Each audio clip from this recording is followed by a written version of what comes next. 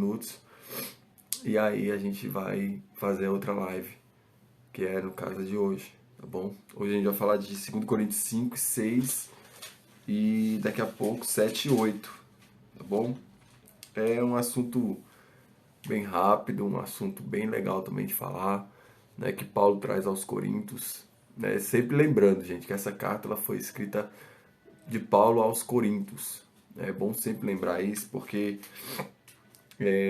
muitas pessoas confundem aí as coisas e ele escreveu essa carta aos Coríntios para uma trazer uma organização para a igreja, trazer uma organização no culto. Pega uma caneta para mim, uma organização no culto também, né? E aí dar ordem na casa, né? O que ele queria é dar ordem na casa. Obrigado. O que Paulo quer, né? Na verdade, é dar ordem na casa e também serve para a gente nos dias atuais, né? Porque é um reflexo, a igreja de Corinto é um reflexo daquilo que a gente está vivendo, né? É um raio-x aí de tudo que a gente está vivendo, tá bom?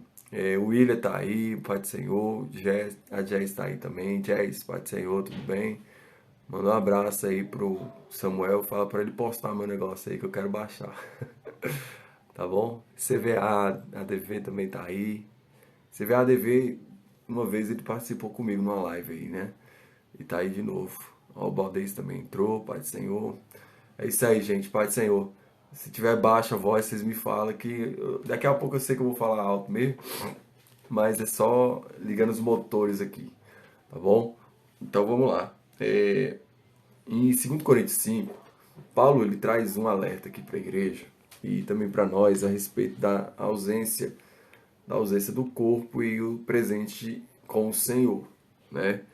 Ele começa assim falando: pois sabemos que a nossa casa terrestre deste tabernáculo se desfizer, né? Temos da parte de Deus um edifício, uma casa não feita por mãos humanas, eternas no céu. Por mais que a gente sabe que esse corpo nosso vai perecer, quando eu falo corpo, você pode tocar no seu corpo aí agora. Esse corpo aqui, ele é mortal, né? Ele vai padecer, um dia ele vai padecer. Um dia todos nós morreremos, mas nós alcançaremos a eternidade. E quando nós alcançarmos a eternidade, o que vai acontecer? Nós teremos um corpo celeste. E Paulo está falando sobre isso, que nós somos edifício, né? Que nós teremos, na verdade, um edifício eterno, não feito por mãos humanas. E por isso, neste tabernáculo, gememos. Está falando do nosso corpo geme. Né? Tem muita gente que chora por justiça, tem muita gente que sofre e chora. Né? Agora mesmo eu recebi uma ligação da Célia, né, que acompanha a gente aqui, e o seu filho foi atropelado. Né? E no final aqui da live a gente vai orar por ele. Né? Um menino de 8 anos, uma criança de 8 anos foi atropelada hoje. Né? Ela está no hospital lá e já fez alguns exames. Então assim, o nosso corpo, ele geme, ele chora, mas haverá um dia em que a gente não vai sofrer mais, não vai ter mais esse sofrimento, né? Porque nós estaremos revestidos de um corpo celestial. E a gente viu e aprendeu aqui com Paulo que nós seremos transformados em um piscar de olhos, né? O nosso corpo será transformado para a gente adentrar ou na glória ou adentrar no inferno mesmo, ser lançado no inferno. E agora ele continua aqui falando: olha, por isso neste tabernáculo gememos, desejamos muito ser revestido da nossa habitação celestial.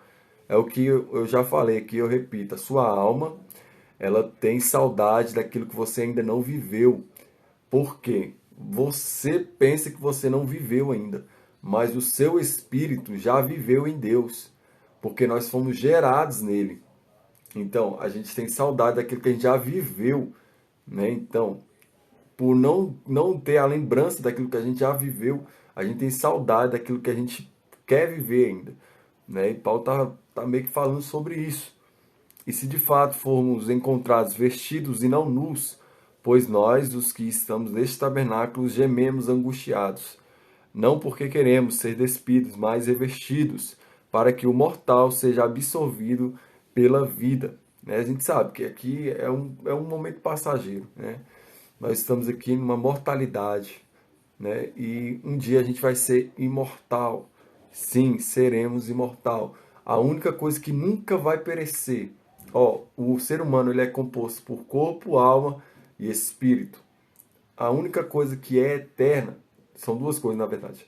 Duas coisas que é eterna é a sua alma, que ela nunca morre, e o seu espírito, que ele volta para Deus. Agora, o seu corpo terrestre, ele sim, ele padece, na verdade.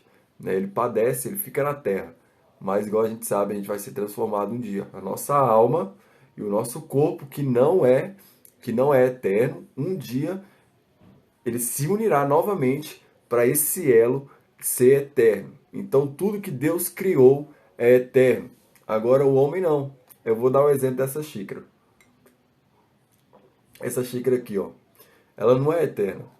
Um dia ela pode quebrar, um dia ela pode, sei lá, despedaçar, um dia vai acontecer alguma coisa com ela. Mas se ela cair, ela quebra. E não tem como construir mais uma xícara igual essa. Tem como construir uma parecida, mas igual essa não existe. Então, assim, caiu, quebrou, já era. O homem não. O homem morreu, ainda a alma dele ainda vai para a eternidade. Né? E agora Paulo está falando dessa eternidade. E agora ele no versículo 5 ele fala, ora, foi o próprio Deus que nos preparou para isto, dando-nos o penhor do Espírito. Né? A gente sabe que é um mistério aí que ficou oculto durante séculos e séculos, né? A qual Deus ele revelou aos seus santos. E agora ele está revelando a nós também o plano dele. E ele continua no versículo 6, capítulo 5 de 2 Coríntios. Por isso temos sempre confiança e sabemos que, enquanto no corpo estamos ausentes do Senhor, porque andamos por fé e não pelo que vemos, sim, temos tal confiança e preferimos deixar o corpo e habitar com o Senhor. É por isso que também nos esforçamos para ser agradáveis a Ele, quer presente, quer ausente, com o nosso corpo, porque é necessário que todos nós comparecemos diante do tribunal de Cristo, que é um detalhe, tá? Para que cada um receba segundo o bem ou o mal que tiver feito por meio do corpo. Então, vai ser pelas nossas obras que nós seremos julgados, viu? Existe uma diferença aí entre salvação, é, ser salvo pela graça e ser salvo pelas obras. Gente, a gente não pode confundir isso. A gente não é salvo por aquilo que a gente faz, pelas nossas obras, das nossas mãos. Não, nós somos salvos por intermédio da graça. Mas nós seremos julgados conforme aquilo que eu faço. Conforme aquilo que você faz, você vai ser julgado. E todos nós, olha o que Paulo está dizendo, todos nós iremos passar pelo tribunal de Cristo, para que cada um receba segundo o bem ou o mal que tiver feito por meio do corpo. Né? Conforme você fez com o seu corpo, né, você vai dar conta de tudo que você fez. Ah, mas eu não lembro de tudo que eu fiz. Mas Deus, ele lembra. Por isso que o que Deus sempre quer do homem, né, habitar nele, habitar junto com ele, na verdade. Esse foi o plano de Deus, o primeiro plano, habitar junto com ele. E o segundo plano, depois da graça, é que o povo se arrependa. É o que sempre Deus quis, que o povo se arrependesse. Né? Porque sabe que vai ter uma condenação, que a gente vai ter que passar por um tribunal, que a gente vai ter que ter todo esse aparato aí de ir de frente ao juiz, sermos julgados, e aí receber também por aquilo que nós fizemos ou fazemos. Tá bom? Então, conforme o que você fizer, você vai ser julgado. Tá bom? Ó, a Ju tá aí, Tia Rô, Luciana também tá aí. Um beijo no coração de todos vocês, tá bom, gente? E agora ele tá falando, ele vai entrar aqui a respeito do zelo apostólico. Né? E assim, conhecendo o temor do Senhor, procuramos persuadir as pessoas, mas somos plenamente conhecidos por Deus e espero também que sejamos reconhecidos na consciência de vocês. Paulo quer aqui um reconhecimento desse povo, porque foi eles que ganharam esse povo todo para Cristo. Não queremos novamente nos recomendar a vocês, pelo contrário, estamos dando uma oportunidade para vocês se orgulharem por nossa causa, para que tenham o que responder aos que se gloriam na aparência e não no coração. E ele continua, porque se enlouquecemos é para Deus, e se conservamos o juízo é para vocês, pois o amor de Cristo nos domina, porque reconhecemos isto. Um morreu por todos, logo todos morremos. E ele por todos, para que os que vivem não vivam mais para si mesmos, mas para aquele que por ele morreu e ressuscitou. Gente, isso aqui é forte. Porque Paulo está falando assim, ó, se Cristo morreu, todos nós morremos com ele. Né? Cristo foi o nosso sacrifício. Então, ele fez sacrifício por nós. Então, se ele morreu, todos nós morremos com ele. Por isso que tem um batismo, um ato de fé, um ato de coragem, um ato que você retrata ali, que você está dizendo sim para Deus, né? Morrendo para o mundo e sendo uma nova criatura. E agora Paulo, ele está dando esse exemplo, né? Porque ele morreu por todos para que os que vivam não vivam mais para si mesmo. É o que Paulo até mesmo escreveu, né? E agora faz um pouco mais de sentido quando a gente lê isso aqui, né? Que não vivo mais eu, mas Cristo vive em mim. Carrego em meu corpo as marcas de Cristo. Então, um ministério, ele tem que ser marcado. Ah, você está falando isso, marcado de quê, então, que você está falando? Marcado mesmo de algum sofrimento, de alguma dor, alguma tribulação, alguma perseverança, algumas cicatrizes, né? Nós temos que levar no nosso corpo as cicatrizes. Eu tenho uma cicatriz aqui, ó, não sei se vai dar para vocês verem. Ó, deixa eu tentar focar aqui. Ó, foca. Aí, ó, acho que dá para ver mais ou menos. Eu tenho uma cicatriz aqui, que toda vez que eu olho essa cicatriz aqui, eu lembro do dia exato que aconteceu, o que aconteceu, como eu fui para o hospital, o médico aplicando injeção aqui dentro. Eu lembro de tudo isso. Eu lembro da dor, né? Mas não me traz mais dor, né? Eu só tenho a memória. Mas agora a minha carne aqui, ela tá mais forte. Por quê? Porque agora eu trago uma marca. Eu trago uma marca em meu corpo. E é a mesma coisa agora que nós também trazemos e nós temos que ter as marcas de Cristo, né? Assim como Paulo teve. Assim que nós, daqui por diante, a ninguém conhecemos segundo a carne. E se antes conhecemos Cristo segundo a carne, já agora não conhecemos deste modo. E olha só, esse aqui é um versículo que todo mundo ama, né? Tem até música sobre ele. Versículo 17. E assim, se alguém está em Cristo, é nova criatura. As coisas antigas ou velhas já passaram, eis que tudo se fez novo. Mas perceba algo aqui, tem muita gente que confunde isso e não lê o texto, é só ler o texto. Olha só, ele fala assim, ó, e assim, se alguém está em Cristo. Ele não está falando assim, e assim, se alguém estiver em Cristo. E assim, se alguém estará em Cristo. Não, ele está colocando o presente, o agora. E assim, se alguém está em Cristo. Ele está falando do presente agora. Se nós estamos em Cristo, nós somos nova criatura. Por quê? Porque as coisas velhas já passaram e eis que tudo se fez novo. E nós sabemos que nós somos transformados de glória em glória. Essa é a novidade de vida. Gente, Jesus jamais travou aí, Lisandra. Acho que voltou, né? Tá bom.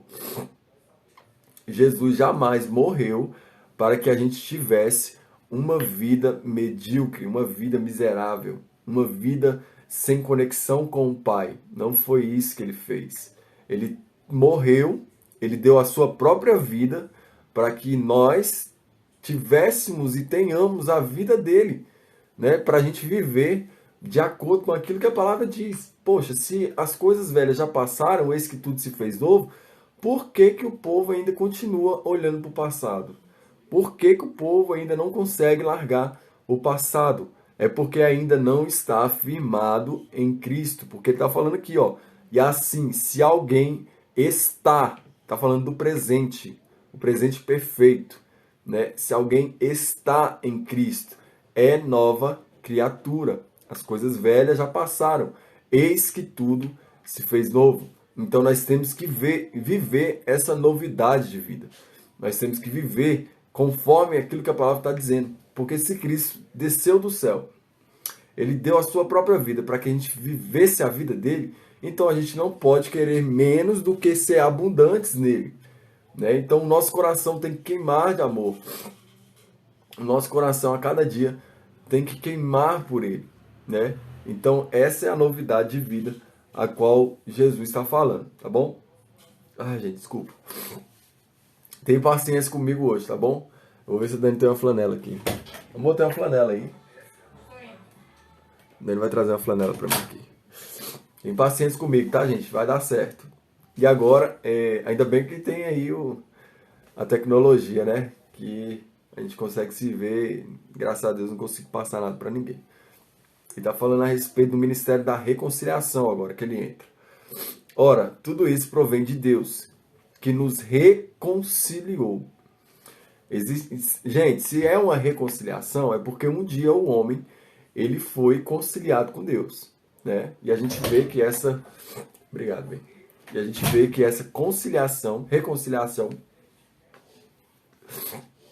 essa reconciliação, ela vem de Cristo, né? Então, o homem perde o acesso a Deus no jardim do Éden, quando ele come da fruta, e agora ele está sendo reconciliado com Deus através da morte de Jesus Cristo, né? E agora está falando que nos reconciliou.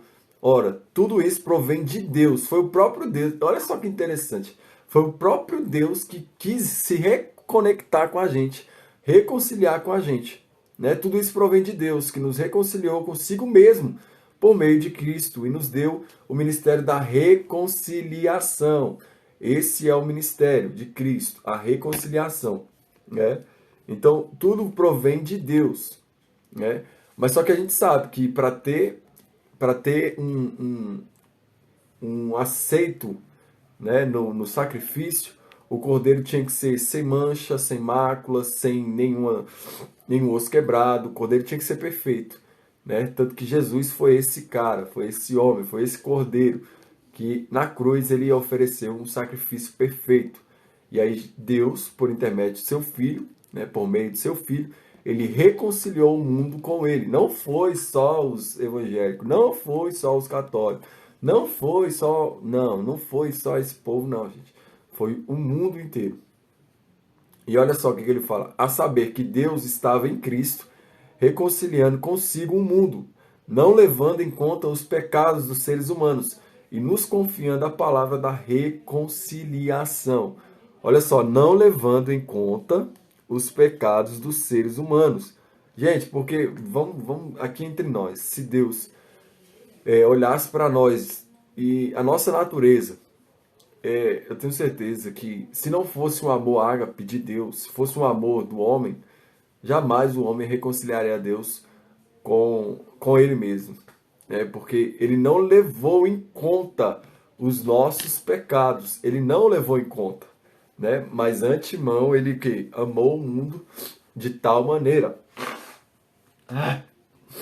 Vai dar certo. Que amor perfeito, né? O amor de João 3,16 que nós conhecemos. Ó, a Ju tá falando, o plano perfeito é o amor, né? Que é o dom supremo, o amor é o dom maior e o dom perfeito. Perfeito. O propósito sempre foi ter relacionamento com o homem, Deus e homem, verdade, Ju. Tanto que Deus cria o homem para ter relacionamento, né? E aí com o dom perfeito, com o dom supremo, ele ama o mundo, porque Deus amou o mundo de tal maneira que entregou o seu Filho unigênito. Portanto, somos embaixadores em nome de Cristo, como se Deus exortasse por meio de nós. É aquilo que eu falei, nós somos a boca de Cristo na terra, a boca de Deus na terra. Em nome de Cristo, pois pedimos que vocês se reconciliem com Deus. Aquele que não conheceu o pecado, Deus o fez pecado por nós, para que nele fôssemos feitos justiça de Deus. Olha só, gente, Deus perfeito, sem nenhum tipo de mancha, nenhum tipo de nada, se fez pecado, eu falo em Cristo, se fez pecado para descer na terra, para morrer no nosso lugar. Para o quê? Para nós sermos embaixadores de Cristo. Essa palavra embaixadores quer dizer que você está aqui. Olha só que o Paulo ele é muito sensato nas palavras dele. Paulo podia falar muito bem que nós habitamos na terra, mas ele fala assim, não, vocês são embaixadores. O embaixador, ele tem a sua pátria, mas ele vai de missão para outra nação, né? Igual no Brasil. No Brasil tem várias embaixadas, dos Estados Unidos, da Argentina, da Colômbia, tem várias embaixadas. E aí, dentro daquele território das embaixadas, ali é a nação dos Estados Unidos. Então, a lei que rege a embaixada dos Estados Unidos, mesmo estando no Brasil, é a lei dos Estados Unidos. Então, se você entrar agora na embaixada dos Estados Unidos, o que vai reger ali vai ser a lei de lá, dos Estados Unidos. E agora Paulo está falando aqui, ó, que nós somos embaixadores. Nós temos a nossa nação, nós temos a nossa pátria, mas nós estamos aqui com uma missão, né? E o embaixador, ele tem essa missão de parar a guerra, de ser qual o nome? Um pacificador, né? De trazer a conciliação. Olha só que interessante isso. De trazer a conciliação. É igual o embaixador dos Estados Unidos. Primeiro, antes do presidente ir lá e deportar alguém, passa-se primeiro pela embaixada dos Estados Unidos. E aí a embaixada dos Estados Unidos pega e faz a importação, a deportação, seja lá o que for, né? Todo o trâmite. Então, aqui na Terra, nós somos embaixadores de Cristo, que através de nós iremos atrair o reino no nosso ambiente, nós iremos ter o reino no nosso local e fazer com que as pessoas cheguem até a Deus através de nós, né? Por quê? Porque Paulo está falando isso. Portanto, somos embaixadores, versículo 20. Somos embaixadores em nome de Cristo, como se Deus exortasse por meio de nós. Então, nós somos embaixadores de Cristo, tá bom? E aí, no capítulo 6, ele continua. E nós, na qualidade de cooperadores com ele, também exortamos a que vocês não recebam em vão a graça de Deus. Porque ele diz, no tempo aceitável eu escutei você, e no dia da salvação eu socorri. Ai, Jesus.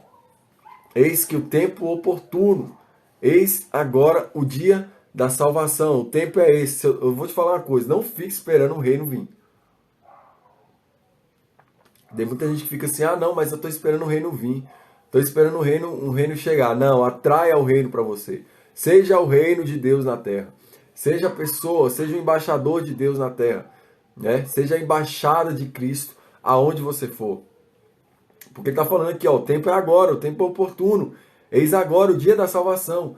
Não queremos dar nenhum motivo de escândalo em coisa alguma, para que o ministério não seja censurado. Pelo contrário, em tudo nos recomendamos a nós mesmos como ministro de Deus, na muita paciência. Agora ele entra aqui em detalhes de todo o ministério de Paulo, todo o ministério dos apóstolos, e é bom e é muito bom a gente meditar sobre isso aqui, porque ele está falando a respeito da paciência, ele está falando daquilo que o apóstolo sofreu, ele está falando de tudo isso. E ele começa nos açoites, nas prisões, nos tumultos, nos trabalhos, nas vigílias, nos jejuns, na pureza, no saber, na paciência, na bondade, no Espírito Santo, no amor não fingido, na palavra da verdade, no poder de Deus, pelas armas da justiça, tanto para atacar como para defender, por honra e desonra, por infâmia e boa fama, como enganadores e sendo verdadeiros, como desconhecidos, mas sendo bem conhecidos, como se estivéssemos morrendo, mas eis que vivemos, como castigados, porém, como se estivéssemos morrendo, como castigados, porém não mortos. 10. Como entristecidos, mas sempre alegres. Sempre alegres. Gente, aqui eu paro, antes do 10. No versículo 10, na verdade. Como entristecidos, mas sempre alegres. Eu já falei uma vez aqui, e eu quero repetir sobre isso. Você vê que os apóstolos, e até mesmo Paulo, ele foi entristecido, né? Passou por várias angústias, aflições, passou por várias coisas. Mas o que aconteceu? Ele nunca perdeu a alegria. Mas como entristecidos, mas sempre alegres. Porque a alegria, ela está na identidade. Gente, a alegria, a felicidade está na sua identidade. Paulo, apóstolo de Cristo, ele tinha a sua identidade no Senhor. Então, nada fazia com que ele ficasse entristecido, né? Então, não vai ser nada que possa nos entristecer também, porque nós sabemos que está na identidade. É claro, é lógico que eu não vou ser aqui um cara categórico de dizer que a gente não tem nossos momentos de fraqueza, nossos momentos de tristeza, né, nossos momentos de solidão. Não estou falando isso, né? Estou falando assim que em tudo, seja nas aflições, seja nas tribulações, seja envergonhados, seja honrados, nós somos alegres em Cristo. A nossa identidade no Senhor revela quem nós somos, tá? E agora ele fala, como pobres, mas enriquecendo a muitos. Como nada tendo, mas possuindo tudo. Gente, o evangelho é a maior riqueza que você tem. O evangelho é a maior riqueza que você tem e a maior riqueza que o homem possa alcançar. Você pode ganhar na loteria aí 10 milhões de reais. Não se compara nem a 0,0000000000000 infinito zero e no final você coloca 1% do que o evangelho, do que a eternidade pode trazer sobre a sua vida. Tá bom?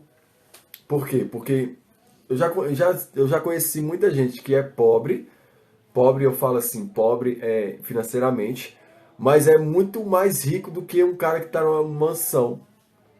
E eu já conheci também muita gente que é muito rico, mas é muito pobre, né? E agora Paulo está falando assim, ó, mais enriquecendo a muitos, como pobres, mais enriquecendo a muitos, como nada tendo, mas possuindo tudo. Eu quero dizer para você de novo que o evangelho é tudo em nossas vidas. Cristo é tudo em nossas vidas. Cristo é tudo em todos. E no 11 ele continua, ó Coríntios, temos falado com toda a franqueza e estamos de coração aberto para vocês. Nosso afeto por vocês não tem limites. Vocês que estão limitados em seu afeto por nós. Então, aqui não tinha um amor que era correspondido, gente. Olha o que Paulo está falando. Nós temos transbordado de amor sobre vocês, mas parece que vocês não entenderam ainda, né? Parece que vocês ainda estão no mundo da lua. Porque nosso afeto por vocês não tem limite. Vocês é que estão limitando em seu afeto por nós. Ora, como justa retribuição, e fala a vocês como filhos, peço que também vocês abram o seu coração para nós. Eles não tinham ainda aberto totalmente o coração deles para os apóstolos. E agora Paulo está falando assim, ó, nós estamos dando um caminhão de amor por vocês e vocês estão dando só uma carretinha para nós. Não faz isso não. Abre seu coração pra gente. Abre o coração de vocês para nós. E ele entra agora na questão de nenhuma comunhão com os descrentes. Versículo 14 do capítulo 6 de 2 Coríntios. Não se ponha um jugo desigual com os descrentes, pois que sociedade pode haver entre a justiça e a iniquidade? Ou que comunhão existe entre a luz e as trevas? Que harmonia pode haver entre Cristo e o maligno? Ou que união existe entre o crente e o descrente? Que ligação há entre o santuário de Deus e os ídolos? Porque nós somos santuários do Deus vivo, como ele próprio disse, habitarei e andarei entre vocês, serei o seu Deus e eles serão o meu povo. Ele está falando do jugo desigual, né? E esse jugo desigual aqui eu recebi umas perguntas no meu WhatsApp e eu dei o exemplo mesmo de uma pessoa que é crente, que serve a Deus, que tem Jesus como seu Salvador, né, que é cristão mesmo, autêntico. E aí a pessoa foi e me perguntou, o que é jugo desigual? Eu falei, jugo desigual é você colocar numa balança, né? Já viram aquelas balanças de juiz, né? Aquelas balanças de mercado, antigo de mercado. É você colocar naquela balança ali 1 quilo e na outra você colocar 10 quilos. Então, o jugo desigual é isso, né? É você colocar um peso que você não pode suportar ou que não é agradável, né? Então, o jugo desigual é o quê? É uma cristã, uma mulher cristã, um homem cristão, ele ter Cristo como seu Senhor. Não, gente. Ele ter Cristo como seu Senhor. E aí, o que ele faz? Ele casa com um cara que é ateu ou satanista. Casa com um cara que odeia Deus. Né? Casa com um cara que foge dos princípios de Deus. Né? O que Paulo está dizendo aqui é exatamente sobre esse jugo desigual, né? A qual ele ainda fala, né? Ou que união existe entre o crente e o descrente. Não existe união, gente. Então, o crente, o cristão, ele deve se casar com um cristão que tem os mesmos princípios. Por quê, gente? É no casamento, é na unidade que vai começar a ter as divisões, né? As divisões de pensamento. E aí todo mundo vai mostrar seu pensamento e no final tem que dar certo. Agora você imagina uma pessoa que é crente, cristã. Fala, Luiz, beleza, mano? Tamo junto. Ó, a Cris tá aí também, Juvenal, Creonice, né? O Alisson, Rômulo tá aí, Rômulo, beleza? O Lucas tá aí também, Luiz. Tamo junto, meu mano. Nós estamos falando sobre jogo desigual aí, né? Comenta. Gente, vocês estão parados aí? Vocês estão me ouvindo bem aí? Vocês estão. Tá tudo bem? Minha voz tá muito pra dentro, não, né? Vai falando aí como é que tá.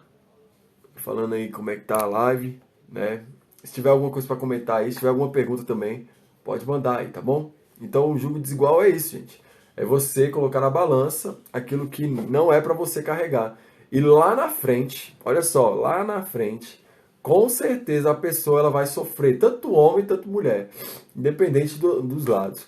Né? Se for homem, vai sofrer porque a mulher não é crente. Se for mulher, vai sofrer porque o homem não é crente.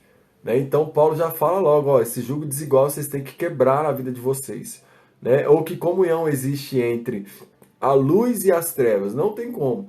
E só existe trevas aonde não tem luz. Eu dou sempre esse exemplo aqui, ó. Ó, não tem luz aqui agora. Então as trevas reinam. Ó, só tá só os meus dentes brilhando. Então, gente, isso aqui é mais profundo do que a gente imagina. Agora, aonde a luz chega, o que que acontece? Tudo brilha. Então não tem como a luz ter comunhão com as trevas. Não tem como. Não tem como. Então ou existe trevas ou existe luz. E é para isso que Paulo ele está falando a esse povo. Paulo está falando a esse povo exatamente isso, né? Que não tem como você ter um jugo desigual, você andar desigual, né? A mesma coisa de eu tentar colocar um tamanco na minha perna direita e um tênis na minha perna esquerda. Eu vou conseguir andar, vou, mas eu vou andar assim, ó, cabaleando, né? E eu já vi muita mulher. Já vi muita mulher de tamanco aí que só andava assim. Né? Então, assim, gente, é uma profundidade no Senhor que Ele quer nos levar. Tá tudo bem, glória a Deus, é forte, chegou. Está muito profundo esse capítulo, estou ababacada. Né, Ju? É muito fundo, muito profundo. O jugo desigual é um peso a ser carregado por uma pessoa só. Exatamente. Falou tudo, Ju, Tia Rô. Ó, Tia Rô, hein? Um beijo, Tia Rô. Quietinha aqui só observando. É isso aí, gente. Então é isso que o Luiz também falou, né? O jugo desigual, ele é um peso que a pessoa ela vai carregar por si mesma. Ela vai carregar sozinha. Ela não vai, esse peso ela não consegue distribuir. Ela não consegue liberar. Ela não consegue, na verdade, dividir esse peso. E aí Paulo está falando, olha, não entreis, não se ponha a um jugo desigual. E o que tem de gente, o que tem de gente entrando em jugo desigual aí porque quer, não é brincadeira, viu? Eu já vi muita jovem, já vi muita mulher entrando aí em jugo desigual. Não foi por falta de conselho, não foi por falta de amizade, não foi por falta de amigo, não foi por falta de nada disso. Foi porque ela quis, tá bom? Jugo desigual, uma escolha. É uma escolha, Luiz. Tanto que Paulo está falando aqui, ó, não se ponha em um jugo desigual com os descrentes, né? No versículo 14 ele responde aí, não se ponha em um jugo desigual com os descrentes. Então é uma escolha da pessoa, ela querer ou não viver em um jugo desigual. É a escolha da pessoa, né? Como eu falei aqui, muitas pessoas são alertadas, muitas pessoas falam, ó, cara, olha, presta atenção, né? Tem sempre os alertas, gente, sempre tem os alertas, né? E a pessoa, ela já sabe. Eu tô falando de relacionamento que fica mais fácil de fixar no conhecimento. Por quê? Porque a pessoa, ela sabe que o cara não é crente, o cara sabe que a mulher não é crente, e aí fala o quê? Não, essa mulher, eu vou converter ela. Ixi, eu já ouvi muito isso. Se você já ouviu também isso aí, manda aí eu já ouvi isso. Não, moço, eu vou converter essa pessoa, ela precisa de Deus. Deixa eu falar uma coisa pra você, você não é Jesus para converter os outros, não, né? Você não é Jesus, você não é Deus, não. Tem muita gente sim que acha, não, é porque eu vou começar um relacionamento agora com ela e ela vai aprender sobre Cristo e ela vai vir para a igreja. Eu vou trazer essa pessoa para a igreja. E acaba que lá na frente, o que acontece, gente? Eu não vou nem responder. Quer dizer, já respondendo, acaba que lá na frente, o que acontece? A pessoa, ela sai. A pessoa, ela não permanece, ela não firma, né? E acaba arrastando a pessoa que falou que ia salvar a outra, que ia curar, que ia transformar a vida da pessoa. Isso é o jugo desigual, gente. Isso aí é o jugo desigual, tá bom? Ó, o pessoal já falando aí, ó, já ouvi isso, já ouvi isso. Eu não só ouvi como cair nesse conto, ó, a Cris falando. É, Cris, é difícil, é difícil. Ó, o Luiz perguntou, e quando o jugo desigual não foi uma escolha, o que fazer? Você vai ter que ser mais claro, Luiz, em relação a isso. Na questão de quando não é uma escolha. Porque eu acredito que é uma escolha sim, né? Eu acredito que é uma escolha. Então você me deu um exemplo do que é que você está falando, e aí eu te dou uma resposta daquilo que eu penso, tá bom? Olha o resultado que deu para a Cris aí. Ó. O resultado dela é que ela saiu da igreja.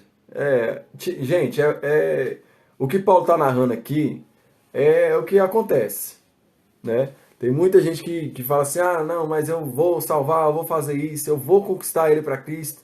Alguns casos dá certo? Dá certo, já vi dar certo também. Mas eu já vi mais dar errado do que dar certo. Então a gente tem que ir para a probabilidade, da possibilidade, né, de ir pro errado, né? Também não é porque deu errado que sempre vai dar errado, não estou falando isso. Mas a possibilidade de dar errado é maior. O Luiz falou aqui, ó, quando a pessoa já é casada e se converte, mano. Ah, entendi, mano. Beleza. Olha só, quando a pessoa ela já é casada, ela não se colocou em um jugo desigual, né? Porque primeiro, eles se casaram, se conheciam, né? E não aceitavam ainda Cristo. Minha mãe passou por isso. Minha mãe passou por isso. Minha mãe conheceu meu pai, ficou na igreja, né? Não se conheceu ainda, não tinha relacionamento na igreja, mas se conheceu, vou dizer aí, no mundo. Né? E minha mãe foi para a igreja. E aí o que aconteceu? Agora muda o cenário, tá, Luiz? Muda o cenário, porque Paulo mesmo fala que a mulher sabe, ela converte com as suas atitudes, com o seu jeito, ela conquista o homem para Cristo. E eu já vi isso acontecer, né? E minha mãe é um exemplo disso, né? Que minha mãe foi para a igreja e ali ela continuou na igreja. E meu pai só descascando ela, moço. Dizia que ela tinha. Eu falo isso porque minha mãe já é curada, a gente já é curado disso. Dizendo que minha mãe tinha caso com pastor, que minha mãe queria ficar com pastor, e não sei o quê, e não sei o quê. E isso meu pai aprontando, né? E aí, o que aconteceu? Minha mãe ali em oração, né? Calada, sendo sábia. Então ela conseguiu, ela conquistou a confiança do meu pai e trouxe ele para Cristo, né? Então assim, eles se conheceram antes de Cristo e aí uma pessoa se converteu. Aí essa pessoa que se converteu agora, eu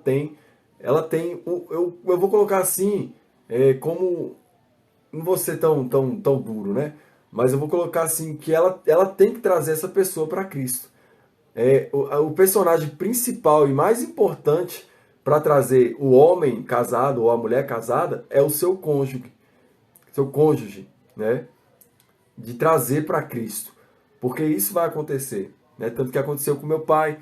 Meu pai depois virou pastor, né? E por infelicidade depois eles se separaram, mas Eu estou falando do exemplo que aconteceu na minha casa, um exemplo que você conhece também, né? Que eu tenho certeza que você conhece alguém que já viveu isso ou está vivendo. Então, um recado para essa pessoa é não desista, né? Não desista. Não desista porque Cristo é com você, né? Não desista, tá bom? E quando o cara não quer de jeito nenhum se converter, pode ser um jugo desigual? Pode, pode. Aí se tornará sim um jugo desigual. Mas aí a gente já entra num mérito já um pouco mais específico, né, Luiz? Quando o cara não quer se converter de jeito nenhum, ele não pode de maneira alguma impedir com que o fulano ou a fulana vá para a igreja, né? E aí, olha só o que eu estou falando. E aí, se essa pessoa começar a proibir, aí acredito sim que sim, pode haver até separação, tá bom? Porque a pessoa ela tá tentando te tirar de jeito do ministério de Cristo, né? E ninguém pode nos separar do amor de Cristo. Eu já vi muitos homens, principalmente mais de homens, que a mulher ia para a igreja, quando chegava em casa, a mulher levava uma surra porque ia para a igreja. Então isso é adultério, né? O adultério não é só um ato sexual. Isso é adultério, está adulterando aquilo que o Criador falou. Então isso é adultério, gera sim separação. Já vi muita gente que foi para a igreja, voltou, e aí quando chega em casa, está lá a mulher, está lá o homem, enchendo o saco, não querendo de jeito nenhum, né? Então, se o cara não quer de jeito nenhum, ele não pode também impedir com que a mulher ou o homem vá, né, para a igreja, tenha sua comunhão com Cristo, tá bom? Esse julgo desigual, e aí a pessoa tem que decidir, né? E aí a pessoa tem que decidir se quer ou não. E quando não quer, e quando o cara não quer, é certo sair fora? Rapaz, se o cara não quer, é igual eu falei, depende muito do caso, tá, Eli? Depende muito do caso. Mas o cara não quer de jeito nenhum. Já tentou, já anos e anos. Eu não vou colocar anos não, porque eu não quero prolongar o sofrimento de ninguém. Mas o cara tá com a certeza ali que não quer. Começa a desprezar a esposa. Começa a fazer algumas coisas diferentes. Então, o certo é você correr para Cristo, viu? Nada e nem ninguém pode te separar de Cristo. É a mesma coisa de eu, a partir de agora, impedir com que a Daiane vá para a igreja. Não posso de maneira alguma, né? Se eu for um crente ou um descrente. Não posso. É uma decisão, viu, gente? É decisão. Então, é uma decisão. E esse assunto é muito complicado eu falar aqui nessa live. Mas também não tem problema de eu falar não. Mas é uma decisão. Ou a pessoa permanece ou não. É uma decisão. É igual você aceitar Cristo. É uma decisão, né? Quando você aceita Cristo, o que acontece? Ele tira de você o fardo, pesado e coloca sobre você o fardo leve, que é o fardo dele. O jugo a qual você pode carregar, tá bom? Então, não tem como, gente. Não tem como. Se a pessoa não quer, já determinou, já declarou, não quero, sai fora. É o certo, tá bom? O Luiz está falando aí, ó, andarão dois juntos se não há acordo entre eles? Exatamente isso. Não tem como, né? Não tem como eu andar, é igual eu e a Daiane, já estamos 7 anos casados. Nós só estamos 7 anos casados porque a gente está em acordo até hoje, né? Então, não tem como eu andar com alguém que eu não esteja de acordo. Não tem como, né? E é exatamente isso também com o casamento. E é esse julgo que Paulo está falando, né? Entre luz e trevas, entre a harmonia de Cristo e o maligno, entre a união entre o crente e o descrente, e a ligação entre o santuário de Deus e os ídolos. Até nisso é um jugo desigual. Tem muita gente, e eu já fui fanático, hoje eu não sou mais, eu nem sei que dia que tem jogo do Flamengo. Gosto de assistir final eu sempre gosto de assistir do Flamengo, mas eu já fui muito fanático, já tive o Flamengo como meu ídolo, e já troquei muitas vezes de ir para a igreja, de ter uma comunhão com Cristo para assistir jogo do Flamengo. Isso era um ídolo no meu coração. Então, aqui tinha um jugo, né, que eu estava carregando, um ídolo Flamengo dentro de mim. E hoje eu tiro mais brincadeira do que penso que é um ídolo ou alguma coisa assim. Para finalizar, por isso o Senhor diz, saiam do meio deles e separem-se deles. Olha o que Paulo está falando aqui, ó. Saiam do meio deles e separem-se deles. Não toquem em coisa impura, e eu os receberei. Serei o pai de vocês, e vocês serão meus filhos e minhas filhas, diz o Todo-Poderoso. Né? Isso aqui que ele está falando, versículo 17, está lá em Levítico 26, no versículo 11. Levítico 26, no versículo 11 e 12. Gente, tem que ter uma separação. Aqui, de verdade, de fato, tem que ter essa separação. Por que que Deus tirou o povo do Egito? Né? Por que que ele tirou o povo do Egito? Porque Deus ele queria fazer uma aliança nova, onde não tinha ídolos, ainda não tinha poste ídolos, ainda não tinha um homem como principal. Né? Então Deus ele tira o povo do Egito para ir para o deserto para adorar a Deus. Adorar a Deus. O povo estava vivendo em escravidão, onde ele não tinha chance de adorar. E agora Deus tira o povo do Egito para levar para o deserto, para mostrar o seu amor e para a adoração. Então o que acontece aqui? Ele está falando, olha só, saiam do meio deles e separem-se deles. Não toquem em coisa impura. Né? Aqui é adaptada aos Coríntios em uma combinação com a promessa da nova aliança. A nova aliança é exatamente isso. É a gente se separar para Cristo. É a gente realmente se separar, se santificar para Cristo. Eu vou dar um exemplo mais claro também. Vamos supor, você anda com uma pessoa que o tempo todo só xinga. E você é uma pessoa que não xinga. Não xinga, não fala palavrão, não faz nada de errado. Né? Vou colocar aí o santinho, mas não é o santinho. Mas uma pessoa que não gosta de xingar, não gosta de xingamento. E aí você começa a trabalhar com uma pessoa que ela toda hora xinga, reclama por tudo e não sei o que, não sei o que. E aí você começa a conviver com essa pessoa. Você tem afinidade com ela, você tem amizade. Daqui a pouco, com o passar do tempo, sem você perceber, olha só qual é a estratégia do diabo. A estratégia do inimigo é essa. Presta atenção. E sem você perceber, você começa a pegar característica da pessoa que você está andando. Então, daqui a pouco você não xinga, na sua boca vai ter o quê? Você vai começar a xingar. Mas não vai ser um xingamento profundo, né? A palavra de baixo escalão mais alto. Mas vai ser uma gíria que ele sempre fala. E aí, com o passar do tempo, com o passar dos dias, o que vai acontecer com você? Você vai começar a pegar características daquela pessoa. Então, e Paulo mesmo fala que os maus costumes, o que eles fazem? Corrompem as más conversações, na verdade, corrompem os bons costumes. Né? E aí você começa a ser meio que moldado por aquela característica da pessoa. Então o que Paulo está falando aqui? Ó, separem-se deles, não ande com eles. Se você não tem a capacidade de transformar uma pessoa dessa, não ande com essa pessoa, porque você vai ser transformado. É isso que Paulo está falando. Né? Vou colocar aqui o exemplo de uma pessoa que era alcoólatra. Uma pessoa que era alcoólatra veio para Cristo e foi liberto. Está vivendo uma nova criatura. E hoje, estou falando agora, ela não consegue ir para o bar, porque ainda é a tentação dela ir para o bar e tomar uma cerveja. Então ela não pode ir para o bar. Então ela sabe que ela não pode andar ali naquele bar. Mas se é uma pessoa curada, transformada, ela pode entrar, falar o testemunho dela e sair. Né? E Paulo está falando disso. Eu serei o pai de vocês e vocês serão os meus filhos e as minhas filhas, porque o povo de Israel estava sem nenhum libertador. Por isso que Deus tirou o povo do Egito. Porque não existia libertador.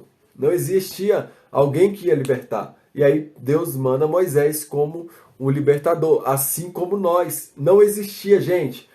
Deus já tinha colocado os sacrifícios, Deus já tinha colocado os sacerdotes para oferecer sacrifício por nós, mas ainda não tinha uma pessoa, não tinha ali um sacrifício, não tinha um libertador para nós. Né? Tinha ali o cobertamento de pecados, porque quando se oferecia um sacrifício, não existia ali de fato a execução do pecado, está consumado. Ali tinha ali um pano que passava por cima dos pecados, com o sacrifício dos animais. Mas agora não. Agora o nosso libertador Cristo, ele nos tirou Cristo nos tirou do jugo do pecado. É para isso que ele veio, para nos tirar de completo, por completo, do jugo do pecado. Então foi para isso que ele veio na terra e nos tirou. Então nós não devemos andar em jugo desigual. Foi o que eu falei para vocês. Não devemos, e Paulo ainda fala no 14, não se ponham em jugo desigual. Foi para a liberdade que Cristo nos libertou. E aonde há liberdade, o Espírito de Deus habita. Tá bom? A Ju falou, se não foi liberto, ao invés de ser influenciado, passa a ser influenciador, passa a ser influenciado. Se não for liberto, ao invés de ser influenciador, passa a ser influenciado. Eu já vi muita gente, mas muita gente com esse papo. Ah, não, eu já fui liberto das drogas, então eu vou pregar pro drogado. E quando chegava lá no drogado, quando sentia o cheiro da maloca, né, quando via a cocaína ali, a pessoa já ficava desesperada, porque a pessoa ainda não foi liberta. E aí ela quer tirar as pessoas do jugo que ela mesma ainda não saiu. E isso acontece muito, viu, gente? Muita gente querendo tirar outras pessoas do jugo que ainda não saiu. Então, o jugo, ele é algo que você pode sim sair, pode sim aceitar ou não, tá bom? Gente, a gente finaliza aqui 2 Coríntios 5 e 6. Eu quero perguntar para vocês querem que a gente continue ou vocês querem que a gente dê uma pausa, tome uma água e a